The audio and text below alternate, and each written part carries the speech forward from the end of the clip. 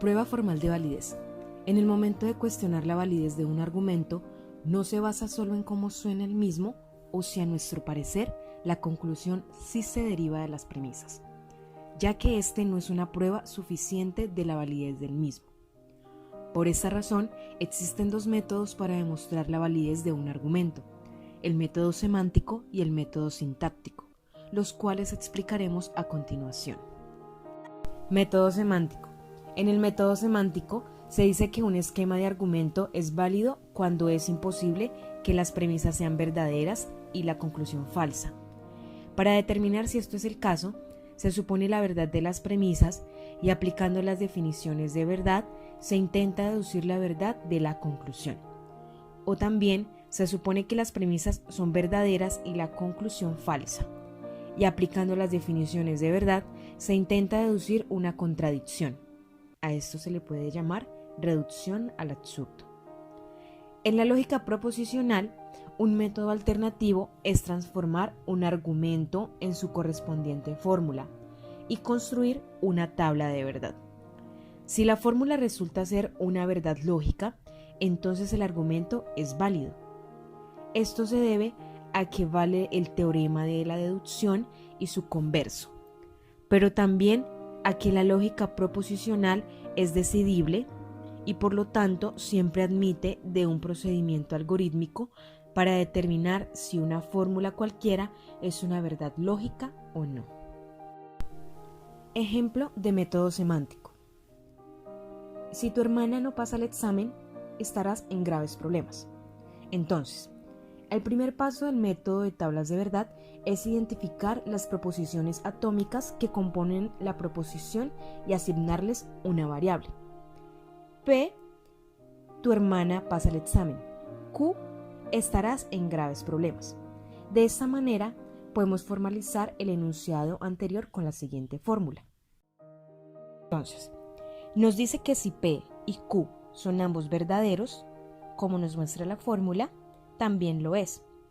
En otras palabras, basta que tu hermana pasa el examen y estarás en graves problemas sean verdaderos para que si tu hermana no pasa el examen, estarás en graves problemas sea verdadero.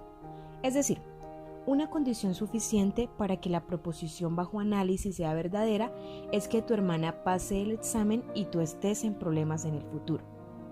Lo mismo sucede con cada uno de los tres primeros renglones de la tabla, los que hacen verdaderos a la fórmula.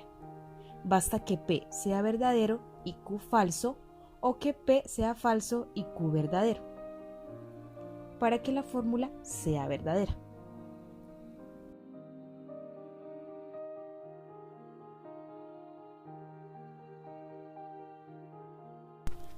Método sintáctico.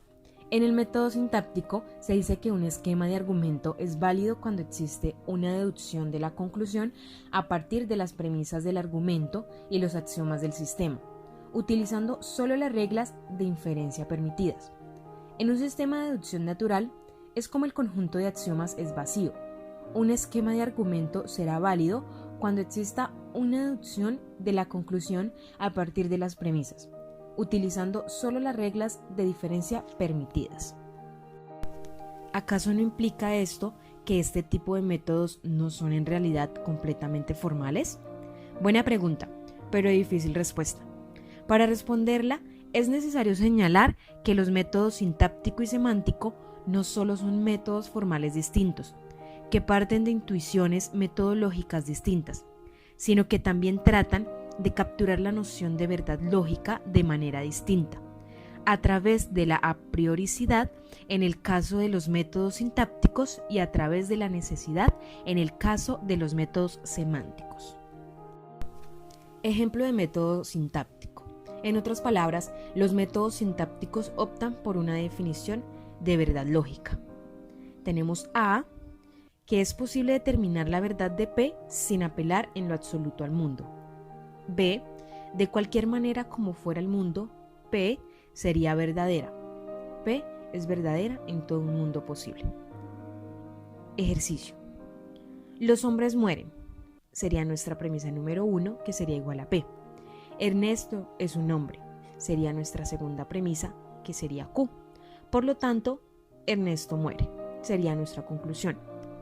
Entonces, para el ejemplo anterior, tenemos que la primera y la segunda son proposiciones, mientras que la tercera proposición es la conclusión.